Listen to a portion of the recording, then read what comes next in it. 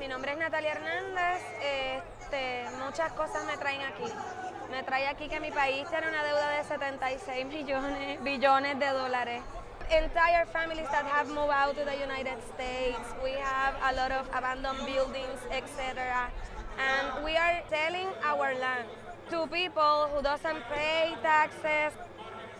Puerto Rico is like this free land taxes for all the rich people and in the United States. So, and there are laws that apply only to us. And those laws are the ones that are good for them, but not for us.